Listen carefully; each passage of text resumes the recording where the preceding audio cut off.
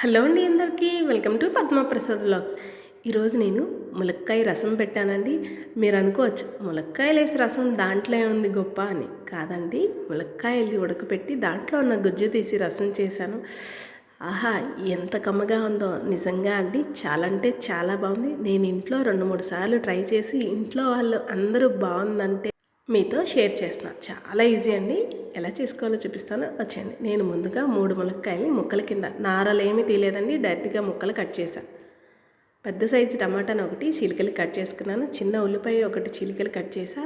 3 పచ్చిమిర్చిని ముక్కల కింద కట్ చేసి వెడల్పుగా ఉన్న కడాయిని స్టవ్ పైన పెట్టుకొని ముక్కలన్నీ వేసి ఒక 1/2 లీటర్ దాకా నీళ్లు పోసి లో టు మీడియం ఫ్లేమ్లో ముక్కల్ని మెత్తగా ఉడకపెట్టుకోండి. మూత పెట్టేసాం కదా, మూత తీసి చూద్దామా. చాలు, ఉడికిపోతాయి చక్కగా. నేను 10 నిమిషాలు ఉడకపెట్టానండి.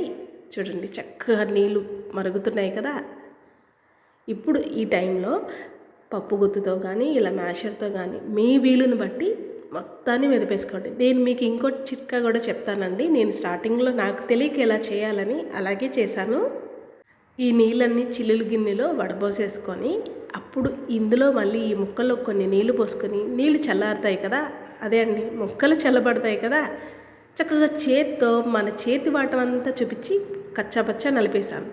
తర్వాత అర్థమైంది అది కొంచెం టైం టేకింగ్ ప్రాసెస్ అని. సో ఇలా డైరెక్ట్గానే స్టవ్ పైనే సిమ్లో పెట్టి ఇలా మ్యాషర్తో మెత్తగా మెదిపేశాను. ఇప్పుడు దీంట్లోనే 1/2 టీ స్పూన్ దాకా పసుపు, చారు చాలా అంటే చాలా బాగుంటాయండి. ఇప్పుడు దీంట్లోనే రుచికి సరిపడా కారం కూడా వేసుకుందాం. పచ్చిమిర్చి వేసాం కాబట్టి చూసి వేసుకోండి.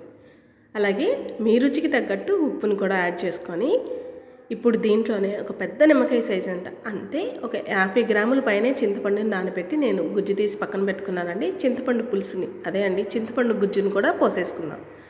ఇప్పుడు ఈ టైంలో మీ పులుపు ఉప్పు కారాలకు సరిపడా వాటర్ని పోసుకొని వాటర్లో కొంచెం కరివేపాకు అలాగే ఒక గుప్పెడు కొత్తిమీరని కూడా వేసి చక్కగా చారంతా మనం వేసినవన్నీ కూడా మరిగి రసం దిగేటట్టు కాసేపు ఒక 10 నిమిషాలు. ఎండో చెప్పడం మర్చిపోయాను, చారు కొంచెం ప్రాసెస్ ఎక్కువైనా కూడా చారు మాత్రం మీరు టేస్ట్ చేస్తే అస్సలు వదిలిపెట్టరు, అంత బాగుంటుంది. ములక్కాయ కూర ఎంత ఇష్టంగా తింటామో ఈ ములక్కాయ చారు కూడా అంతే బాగుంటుందండి. ఇలా చారు పెట్టుకొని ఆమ్లెట్ కానీ లేదా ఏదైనా ఫ్రై నంచుకొని కూర ఏమీ లేదు అన్నా సరే చారు పోసుకొనైనా కామ్గా తినేస్తారు, అంత బాగుంటుంది. చారు చక్కగా మరిగాయి కదా, తుక్కన్నిటిని కూడా చిల్లుల గిన్నెలో వడపోసి ఇలా తేటగా చారు పెట్టుకున్నానండి. మీకు పర్వాలేదు అంటే కనుక ఆ తుక్కుతో డైరెక్ట్గా తాలింపు వేసుకోవచ్చు. మా ఇంట్లో పిల్లలకి ఇగోండి ఇలా తుక్కు అడ్డుపడిందా తినడానికి అస్సలు ఇష్టపడరు. అందుకని నేను నీట్గా ఇలా చిల్లుల గిన్నెలో వడపోసాను. ఇప్పుడు ఈ చారుకి ఇంకొంచెం టేస్ట్నిచ్చే తాలింపుని యాడ్ చేసుకున్నాను. సింపుల్ అండి. మనం ఎప్పుడు చేసుకునే చారు తాలింపుకి ఎలా పెడతామో తాలింపు అంతే. మందపాటి గిన్నె పెట్టుకొని ఒక స్పూన్ దాకా ఆయిల్ వేసుకొని ఆవాలు, జీలకర్ర, ఇంగువ అలాగే దంచిన వెల్లుల్లి రెబ్బలు, కాడలతో సహా ఎండుమిర్చి, మీకు తెలుసు కదా నేను కాడలతో సహా వేస్తాను. అలా వేస్తేనే చారు టేస్ట్ బాగుంటుంది అనేది నా ఉద్దేశం.